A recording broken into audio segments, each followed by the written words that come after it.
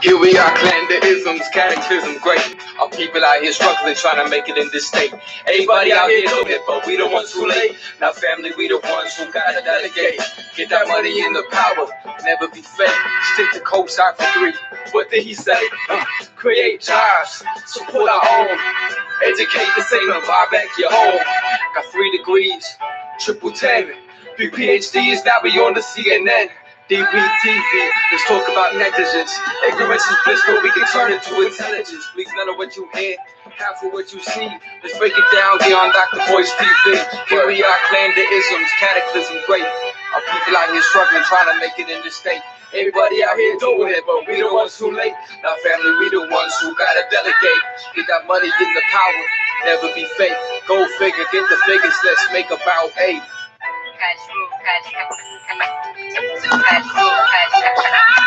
When words come to worst, my peoples come first. I was hardly making jokes before I'd written the verse. Kept my mind straight, no hate. Work with my ambition. Invested in my ideas when nobody would listen. They told me I couldn't do it, so they think I could buy it. But they ain't even trying, ain't no need to deny it. Black continuity of hustle and grind. People been fighting centuries for lives like mine. Trying to look to a higher power, but what I didn't see is the seed of success lies deeper than me.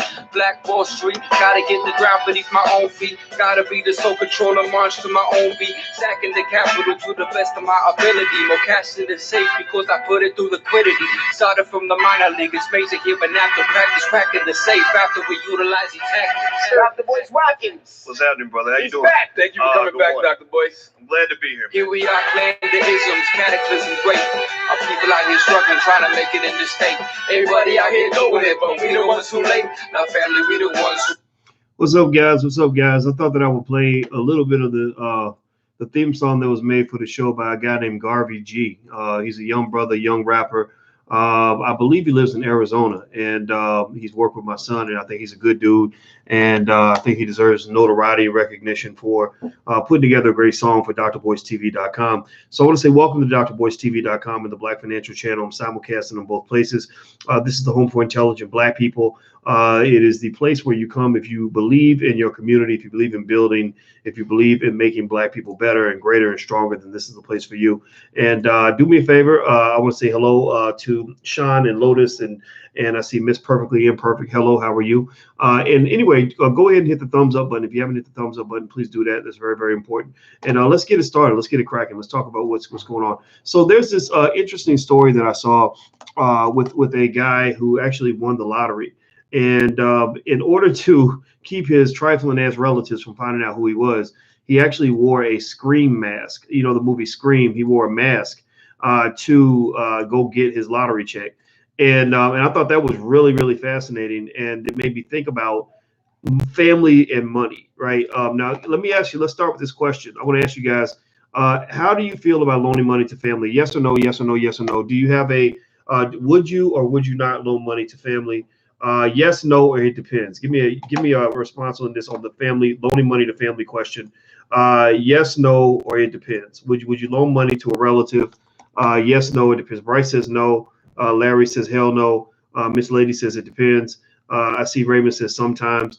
Tony the Entrepreneur says genius. Miss Perfectly Imperfect says it depends. Hey, Lotus Rose says hello. It depends on the relative. Yeah, you know, I agree. I'm in the it depends category.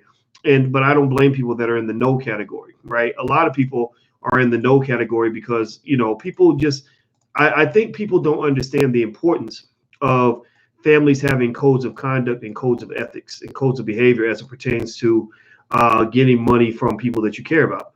You know, if everybody's on code, then it's all good. Then people can trust each other. People can loan each other money. Good things can happen. The problem is that we got a lot of relatives that stay off code. You know, they really think they can go borrow money from a relative, not pay them back, you know, hide from them, not call them back on the phone or whatever they call it. First of all, you was blowing their phone up trying to get that money from them. But then when it's time to actually pay the piper, your ass is like AWOL. You're like totally gone. And I think that's ridiculous. So if you've ever thought about doing that to a loved one, just know that is that you're stealing from a relative. That is stealing from a relative, which is one of the worst things you can do. But I'm going to read more of the story to you. It's in Kingston, Jamaica, actually. And he won about the equivalent of what is about $1.2 million. He won the Super Lotto, and he wore a mask from the movie Scream. to basically make sure his relatives couldn't identify him. The winner was only identified as A. Campbell and waited 54 days to claim the ticket. He says, I looked at my ticket, ran to my bathroom and said, I won. From the day I found out that I won, I've been sick. My head hurt me for 3 days because I was thinking so much, wondering, if what I've been longing for really came true. I had a bellyache for 2 weeks. Sometimes I feel so much pain that I forgot that I'd won, he laughed. And that's interesting. That's not really surprising because, you ever heard Diddy? Anybody ever heard Diddy? Remember when Diddy used to say more money, more problems? Anybody know that? You remember that back in the day? Well, that's really kind of true to a point, right? When you have more resources, you have more things to think about, more things to process. And if you ever come into money, if any of you, some of you really are going to win the lottery at some point in your life. Many of you in this room are going to win the lottery. Now, what does that mean? Does that mean that you're going to buy a lottery ticket and that you should go out and buy as many tickets as you can? No. Lottery tickets are a very, very bad investment. From a statistical standpoint, the lottery is criticized as being a wealth transfer from poor people to rich people. What they do is they suck money out of poor people who have hopes and dreams of possibly cashing in big, and they take that money and they use it to fund education, which tends to be consumed more readily by rich people. They fund, college scholarships and stuff like that. And the thing is that so when I say you're going to win the lottery, I'm not talking about winning the actual lottery. Many of you will come into money. The Black community is in a transitional period as it pertains to wealth creation, as it pertains to basic things like getting life insurance, buying property, owning stocks, paying off your home before you die, starting businesses. So a lot of you are going to have loved ones who are smart enough to put something together for you, and you're going to come to a lot of cash. And when that happens, I encourage you, the first thing you should do is go to somebody who knows what the hell they're doing. Go to somebody who knows how to manage money. There's a guy named Kenny Gamble. Does anybody know? Give me a yes or no if you've ever heard of the name Kenny Gamble. If you haven't heard the name Kenny Gamble, I'm going to tell you who he is. Yes or no? Has anybody heard of a guy named Kenny Gamble, a songwriter out of Philadelphia? Hit the thumbs up button, by the way. If you haven't hit the thumbs up button, please hit the thumbs up button. Kenny Gamble. So let's see. I see yes. Miss Lady says yes. Gifted next day says no. Anita says no. Jay Real says no. Okay, Shina says yup. Tabitha says no. Okay, all right. So what I'm gonna do is I'm gonna give you a quick summary of who Kenny Gamble is. Kenny Gamble's actually come on this channel, and Kenny Gamble is one of the most celebrated songwriters in the history of this country, the history of the world. He had a songwriting duo. He was part of a songwriting duo called Gamble and Huff, and they wrote all these great songs. I think going back to the 1950s, up through the 80s and 90s. And literally, I think they wrote 3,000 songs. And he was filthy rich, made tons of money. And he did exactly what every Black entertainer in America should do. If every Black entertainer in America had the same brain as a Kenny Gamble, Black people wouldn't have no financial problems. If every wealthy Black person in America had the same mindset of a Kenny Gamble, then we wouldn't need no reparations. We'd be paying somebody else reparations. If every Black person in America, every Black entertainer in America in particular, had the right mindset, the same mindset as a Kenny Gamble, we would have hundreds of neighborhoods that are flourishing and prospering. We'd have thousands of jobs created in our own communities. We would have hundreds, maybe thousands of schools that are run by Black people. And basically, Kenny Gamble, what he did was he was part of Gamble and Huff. The Motown guys had their thing going on in Detroit. And rather than bitching and complaining about whether or not Berry Gordy was going to give him an opportunity, Kenny Gamble created the whole Philadelphia sound along with Gamble and Huff. They're responsible largely for the whole Philadelphia sound, and descendants of that came, out of Jill Scott and some other people that came out of Philadelphia. Like anything great that came out of music, Soul Child, all of that came out of Philadelphia, that's connected on some level to Kenny Gamble. Kenny Gamble, I love this guy, and I talk about him in a very positive way because he's actually one of my 3 or 4 adopted fathers out here. I got him, Dr. Claude Anderson, George Frazier, and a couple other people that I talked to. Louis Farrakhan. Those are probably my top 4 as far as my top 4 Black men that I look up to, that I love speaking with, that I would take a bullet for, that I consider to be mentors. Even if I don't talk to them for a year, I always shut up and listen when I talk to these guys because these are the types of men we need in our community. So Kenny Gamble, what first thing Kenny did, Kenny came onto this channel and he told a story. He said when he got his first big check, A lot of entertainers, when they get that first big check, or a lot of people when they win that lottery, they get their first big check. The first thing they do is they go out and do something stupid with it. They get into what I call financial negativity. They get into that negativity in terms of just bad financial thinking, bad financial choices, bad financial situations. They'll go out and they'll look for the first white man they can hand all their money to. They run it down to Jake the jeweler, a white guy who laughs at us, I'm sure behind closed doors, and looks at us and says, "My God, these black guys, they love giving away all their money." And instead of doing that, Kenny went to a guy he knew who had money. He said, "I only knew one person that had money." And I asked him, I said, "Well, when you get money, what do you do with money?" And the guy explained to him, he said, "Let me take you in the back. I'm going to show you what I do with my money." So Kenny learned how to manage money and how to grow capital very early in the process. And what's unfortunate, and this is the problem we have in the black community, is that definitely in that time, and to some extent now, you when you're investing as a black person, you feel like you're investing alone. Does anybody else ever feel that way? Like you don't have that infrastructure around you in terms of other people thinking like you, where you can come together as a team and actually do some things together as a team. Now, if you're looking for a basketball game, you're looking for people to join you on the basketball court, you never run out of black people that'll join you on the basketball court. You're looking for a bunch of Negroes to do the electric slide with you, you'll never run out of black people that'll do the electric slide with you, right? You're looking for somebody who wants to go and rap with you and start a rap group, you never run out of that. You're looking to start a little league football team, you never run out of that. Right? We got to oversupply that. But what you have a problem is when you say, let's form an investment team, let's create an investment club, and everybody sacrifice a little bit so that together we can have a lot. Then suddenly, Arab Negroes got something better to do with their money. Because you know why? You know why? Because many of y'all are white supremacists. Many of us, I'm not even going to say y'all. I'm not pointing a finger at y'all. I'm talking about us. Many of us are white supremacists. Many of us we get a dollar in our pocket and we are looking for every opportunity we can find to go give that dollar right back to a white man. That's what we're looking for. We're looking for a white business that we can support, where we're looking for white children that we can put through college. We're looking for white folks that we can make wealthy. We're looking for white corporations like Popeye's Chicken or whatever, Nike, Gucci, Louis, all of that. And we're looking for ways to make other people rich because we are white supremacists. And when that black person, when that relative comes along and says, "Hey, let's start a family investment club. Let's all invest together. Let's take up $50 a month and put it into the pot. And let's all just go out here and see what we can do with that." People are like, "Oh, I ain't got $50. It's hard. I'm in the struggle. But you got Nike sneakers on. You got a damn Gucci belt on. You're driving, some sort of, you're driving a Lexus or whatever it is you're driving, right? You're driving something nice. A lot of us like to drive nice cars, right? And so you're not connecting the fact that you're telling me that you're poor, but everything you're doing telling me that the reason you don't have any money is because you're spending your money on things that are not going to actually add value. So basically, rent right there. Rent is like a big one. Rent is huge in terms of a massive wealth extraction out of the black community. I bet rent probably sucks at least, I'm going to guess, $250 billion, maybe $500 billion a year out of the black community. So if we just literally raise our children to do everything they could to not pay rent, that right there would probably add about $5 to $10 trillion in black wealth in the next generation. Just so you know. Anyway, hit the thumbs up button. Please hit the thumbs up button if you haven't done it. Please hit the thumbs up button. Very important.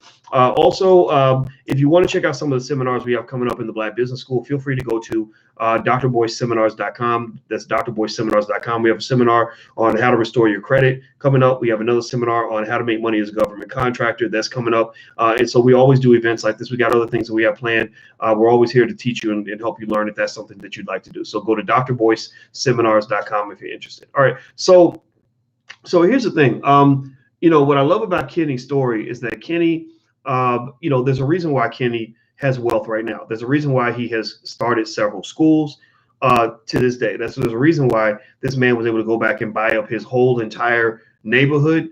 And now the neighborhood is very nice. I walked through the neighborhood. I was given a tour, and they were like, "Oh yeah, Kenny owns that building. They own that building. They own that building. They own that building." I mean, I really saw Powernomics in action when I went to Philadelphia, and to me, that says that that this man had a different mindset in terms of approaching things. But one of the things I also know is that not everybody saw the vision. Not everybody wanted to be a part of that. What happened then, in my opinion, is that he didn't get the support from his friends that he should have gotten. right? Again, if a black man wants to start a basketball team, he'll never run out of Negroes who want to play basketball with him. If you want to start, get a bunch of people together to do the electric slide, you'll never run out of people that will run to the dance floor with you. The question is, when you say, let's go start a business, let's build a business development team, you don't have that same infrastructure, that same support.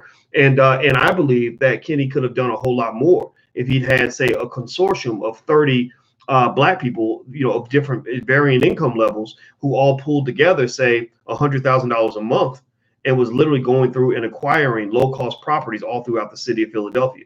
By now, 20, 30 years later, this group could own damn near everything, because these assets wouldn't just be in their possession. These assets would also become income generators and capital generators, right? They would actually make money through income. You have property, now you can rent it out.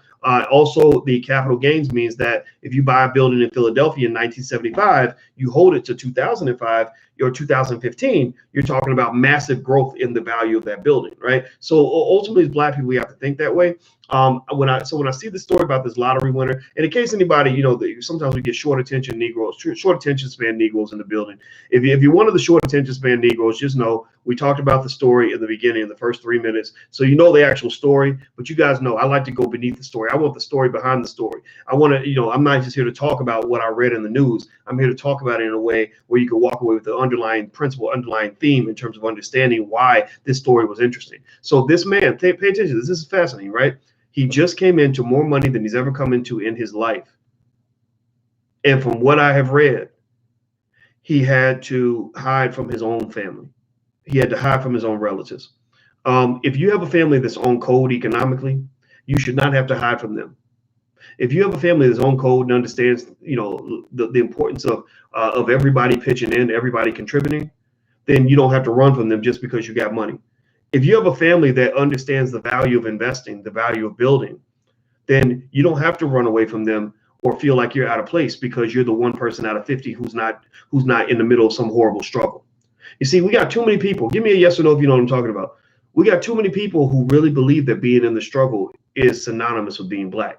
How many of you have noticed this? How many of you, yes or no, give me a yes or no. How many of you have noticed that there are black people who literally feel that the qualifying requirement of being black in America means that you must be in a motherfucking economic hell, that you must be in economic hell 7 days a week, twice on Sundays, every single day. And if you ain't got a long list of things to complain about, if you don't have a long list of oppression complaints to lay out there, that you're not really black. If you don't have a white man with his foot on your neck, then you're not really black because you have nothing to contribute when all your friends sit around complaining about white people, what white people did and didn't do and took away from them and won't do, blah, blah, blah, right? If you can't talk about how broke you are and how hard it is to struggle, that you ain't black, or if you grew up in a situation where there was actually financial security, then that wasn't really a black household. Or you grew up in a household where education was a higher priority than learning how to dance, that you ain't really black. And that's media. Media does that. Media gives you an image of yourself that is not accurate to who you are, who you're supposed to be. Media really makes you think that it's actually ignorant, or excuse me, that it is actually valued and required for a black man or black child to really embrace their ignorance, right? Think about this. Pay attention. I want you to connect the dots here. A child that goes to a lot of our schools ends up being more embarrassed by not having a fly outfit than he is about not knowing how to read. Kids at school will make more fun of your child for how they're dressed than they will by whether or not they can read.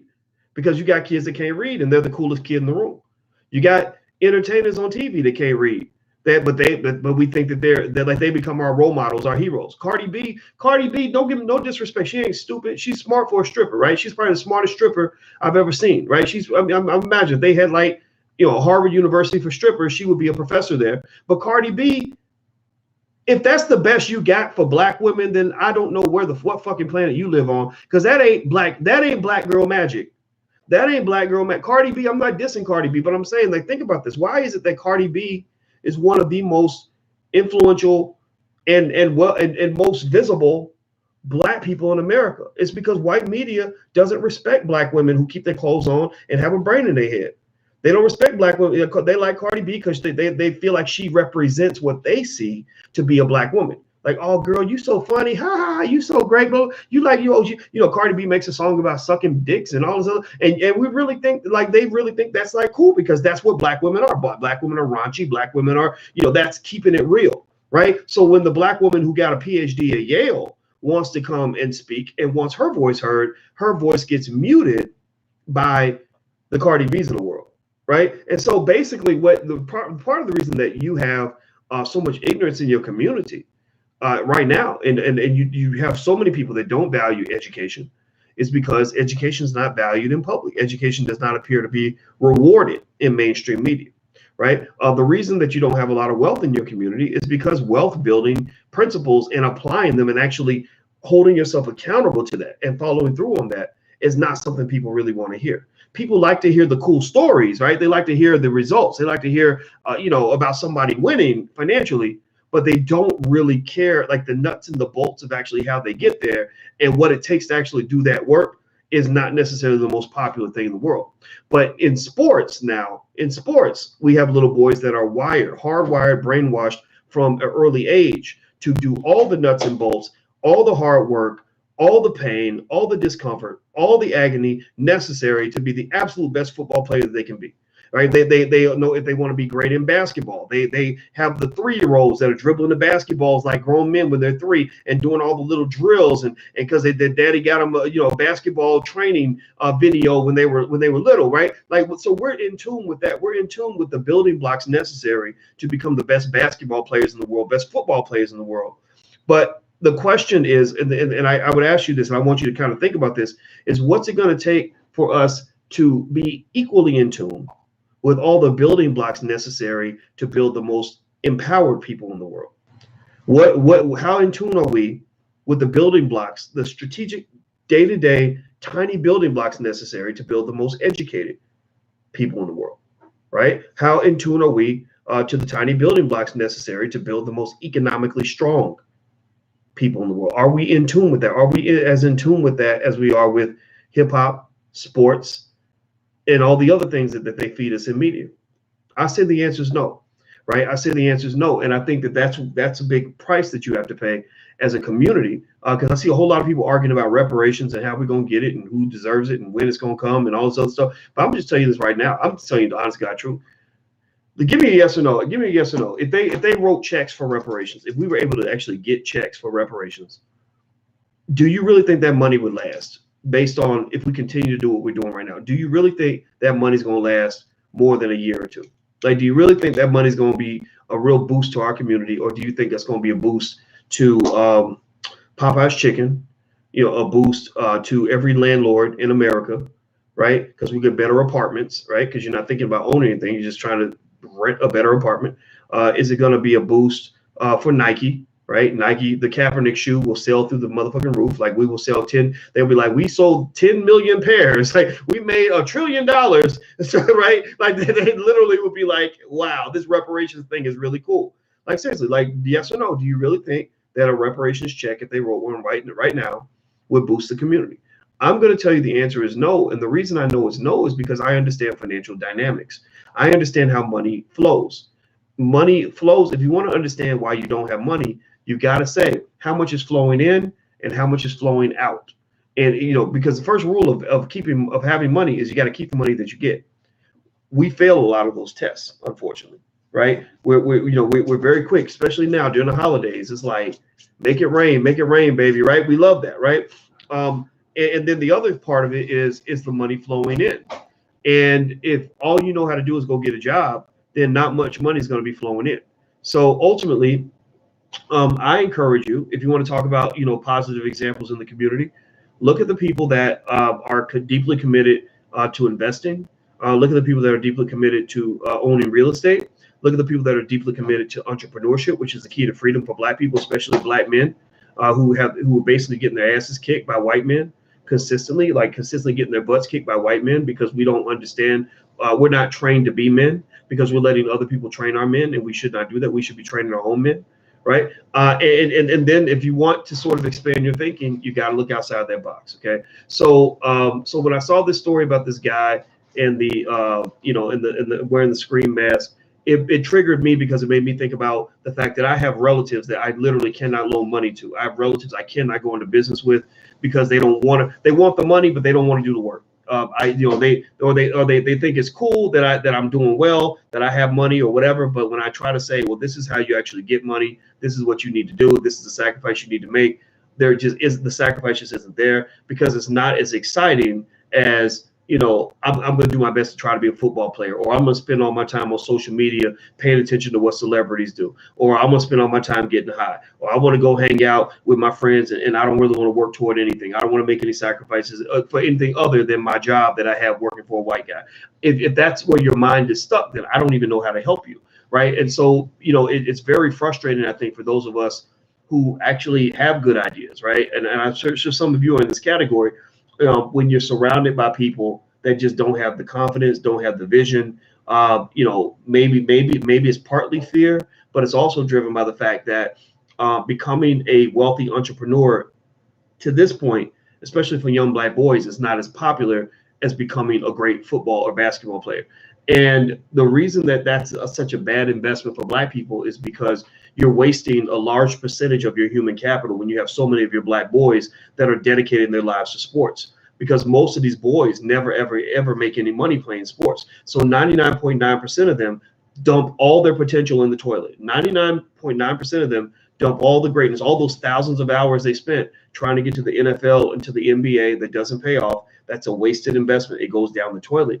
And so if you want to talk about like an easy master plan for Black people, I've got several. There's probably like 3 or 4 things I can name where if I could get 40% of Black people to do it, it would literally be better than any reparations package. And so one of those ideas is that if we had a decent percentage of our Black men, it wouldn't have to be all of them, but a decent percentage of our Black men, or as many Black men who spend as much time learning how to build businesses as we spend learning how to play sports for white people. And we spend as much time learning how to build businesses as we spend learning how to play sports when we're children, then Black male wealth and Black family wealth would probably triple in one generation. It would triple in one generation, because the reason that you struggle in the economic hustle is because you have the wrong hustle. The reason you struggle in the economic game is because you never spend time learning how to play that game.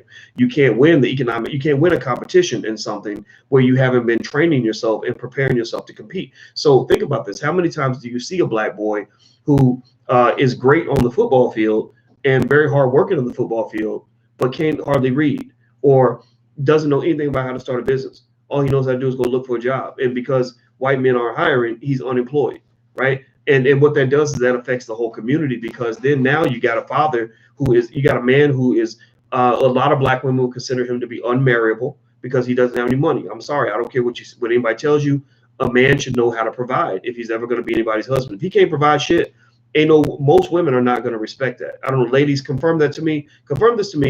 If a broke ass man is as good to you as a man that can actually provide. Is a broke ass man a preferred option for you? Like, is that really the kind of husband you want to marry? Is a husband where your child says, "Daddy, I need new shoes," and he says, "I can't do it. I have no money," right? It doesn't mean you don't feel for him, but the question is, could that have been prevented? What did you spend your time doing? Now, pay attention now. Let's do some quick math here right quick. Hit the thumbs up button.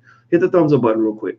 Let's do some real quick math. There's 8,760 hours in a year. 8,760 hours in a year. That means there's 87,600 hours in a decade. 87,600 hours in a decade. So if you look at the average 30-year-old Black man, he has been on this earth for about 261. Give me a second. About 263,400 hours. So he's had 263,400 hours on this earth. You follow me? Are y'all following me? So the average 30-year-old Black man, I said 40-year-old Black man. Scratch that. So not 30 hours. I'm sorry, 40 years. So sorry. So let me back up. Let me hit the rewind button. So the average 30-year-old Black man. Yeah, that's right. Sorry, I did the math wrong. Okay, there we go. Yeah, so about 263,000. Let's throw that number out there. That's approximately correct. So the average 30-year-old Black male in America has had 263,000 hours on this earth, right? And for at least about 240,000 of those hours, he's been woke and conscious and aware, right? Somebody has been pouring information into his brain. Every minute that he's breathing, there's an opportunity for him to learn a new skill. Um, people are pouring things into him. Media is pouring into him. His school system's been pouring into him. His family's been pouring into him, right? He's developed a personality because of all that's been poured into him, right? So in this 240,000 hours, it's fascinating to me when that man gets, to be 30 years old, he's had 240,000 hours to pick up some sort of skill or some to prepare for the great competition, for the big war that's ahead with white supremacy, and he's not prepared at all, right? He's not that well educated. He ain't got no money. He ain't never learned nothing about how to make no money. Socially and culturally and politically, he's not fully aware. He's not able to really do anything. And what I think about as a mathematician is I think to myself, what did you do with all that time? Like, you had all that time, black man. Like, what were you doing with all that time? The people around you, what were they doing with all that time that they had with you? When your mother and your father or your family and your school system had access to you for that first, 100,000 hours or so that you were in school, what did they do with their time? Because think about this, process this for a minute.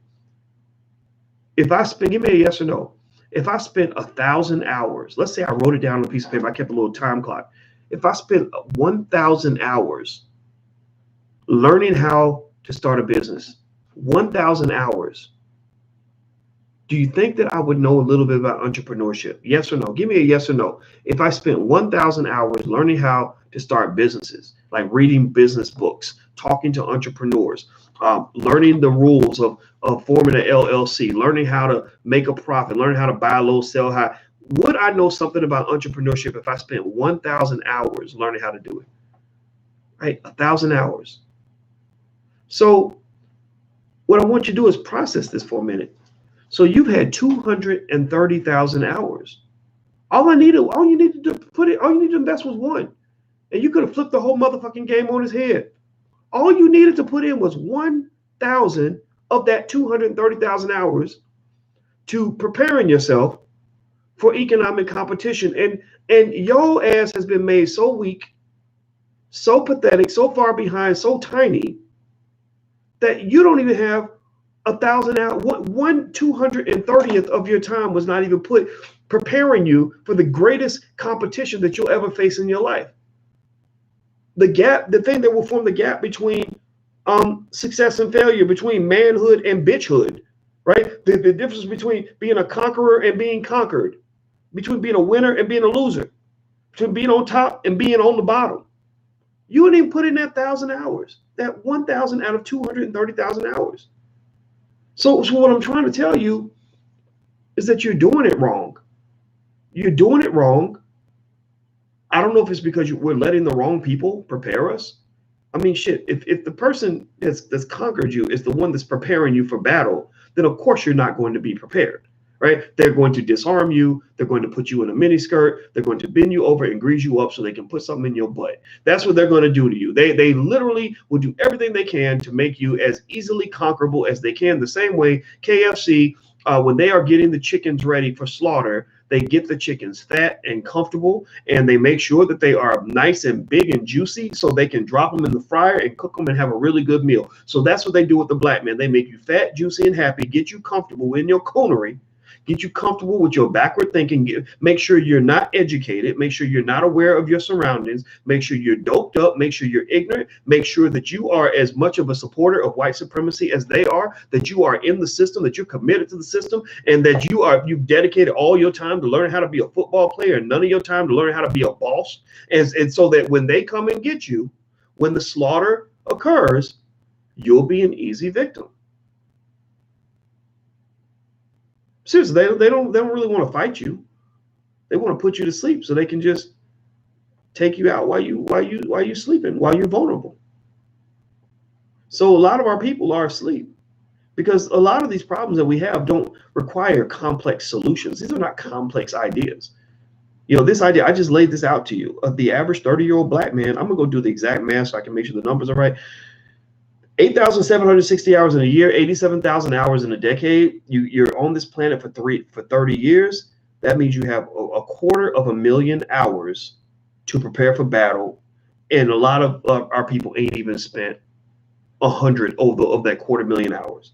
How in the world do you ever expect to win against white supremacy when you showing up to the game and you ain't even had one practice?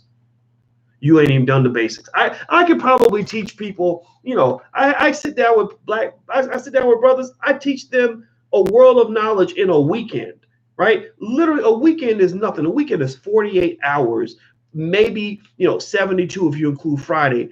I teach them enough in the weekend that it supersedes all that they've learned their whole entire life. But it's fascinating. Think about this: 72 hours out of 230,000. Imagine how great black men could be if we took the bulk of that 230,000 hours and prepared ourselves for war. Imagine how great we would be if even 10% of that time was spent reading, right? How is it that a child can get to the age of 18 and not know how to read, not know how to do math? When literally during that time, between the ages of it just continue this continuum that I'm talking about on math here, you've had about 140,000 hours. 140,000 hours of life that child has had. And it only probably would take about 400 or 500 hours of consistent training to teach them how to read. And you still don't know how to read? What did you do with that 140,000 hours? That's what I want to know. What were you learning during that time? Because you've learned something, right? Every black child that becomes an adult learns something. Like they have lots of knowledge about all the wrong things, right? They know the Cardi B lyrics, right? They know the dances, right? The brothers, a lot of guys, we know a lot about sports. We know really great basketball and football moves because we spent thousands of hours, on the basketball court or whatever, right? Maybe we know something about chasing ladies, right? We know how to get some babies mamas. Maybe the women know things about hair and makeup and beauty. I don't know. Maybe we know a lot about our favorite celebrities because we're on social media constantly paying attention to celebrity gossip, right? Like we'll all go and we'll all go jump on somebody's live stream because they beefing with somebody else because we enjoy that entertainment, right? We enjoy watching, this person go at it with that person, and it's like back and forth. Like that's fun for us, right? That's fulfilling. That actually triggers an emotion, right? It triggers a chemical reaction, the dopamine that comes to the brain where you're excited because it's the instant gratification of watching something that's very entertaining for you, right? That's what drives you, right? It's those things that sort of lead to this instant gratification to the point where, I know, in this internet game, I have a lot of people that follow me. I have a lot of people that pay attention to what I'm talking about, but I'll never get as much attention to what we're talking about over here as somebody else on another channel will get because they're, a rapper who can't spell their name who's talking about how he had a threesome yesterday, right? Like that's going to get more, a rapper talking about how he fucked a Kardashian is going to get more black folks paying attention and learning there than they will be learning about the tools to fight your oppression. So my point is not to complain about it. I'm not complaining. I'm pointing it out. I'm helping you understand why the world is what it is,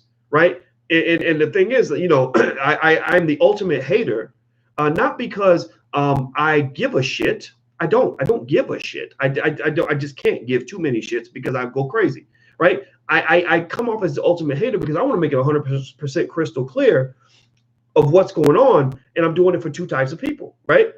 One, you got the people who are oppressed, who bitch about it, complain about it. Oh, the white man's got his foot on my neck. Oh, I ain't got no money. Oh, it's so hard being black. Oh, it's a struggle. Oh, they did this stuff. They did this. And I'm looking at them and saying, well, yeah, the reason they're kicking your ass is because you haven't prepared. You're not. You're easy. You're easy prey. Like if I'm a white guy, I love you because I can get you to go spend your whole paycheck on Popeye's chicken and rent money and Jordans and Gucci because you're learning from your rappers, right? And I'm putting the rappers in front of you and they're teaching you how to be stupid. So of course you're going to get your ass kicked because you're not prepared. Like did you think you were going to win? Like, have you ever seen somebody show up to like a basketball game or a marathon and they haven't trained? And they really think they're going to win? Like it doesn't happen like that, right? So for those people, when they tell me how hard it is to be black and how oppressed they are, I'm like, well, I'm not oppressed. I'm not scared of the white man. The white man ain't got his foot on my neck, and I got plenty of friends, but they doing good.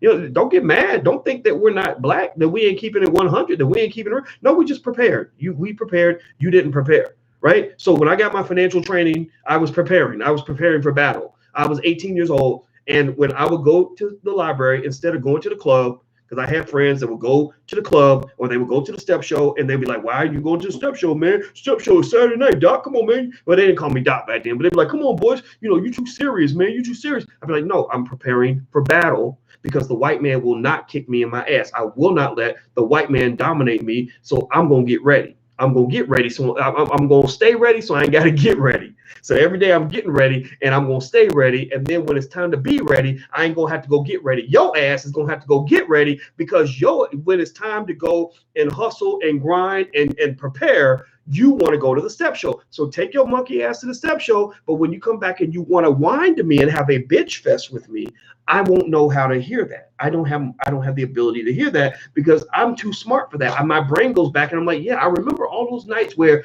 I was going to the library and you went to the club. So how'd that work out for you? Like, did that work out? If that worked out for you, then I'm happy for you. But if it didn't work out for you, that probably means, black man, you had the wrong strategy, right? So I say this knowing that there are going to be people that are going to be resistant to this. I say this knowing that there are going to be people that get mad at me. I say this knowing that there are going to be people that think I'm being a hater. I say this knowing that there are people that are going to think I'm being corny by saying this. And it's okay.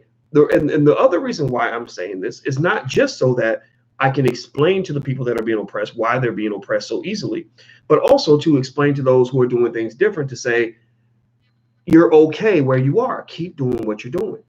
You know, how many of you in here feel like you're the oddball when you get into a group of a lot of other black people? How many of you get into a group of like mediocre Negroes, you know, built on negativity and are made to feel like you don't fit in, right? Because you rather read than watch BET all night, like you don't fit in, you're a nerd, right? Or because you want to actually invest your money instead of going to every Black Friday sale and popping bottles at the club, right? There's something ain't wrong with you. Something's wrong with you, right? People make fun of you. People clown you, right? They kind of shame you, right? We have intelligence shaming in our community.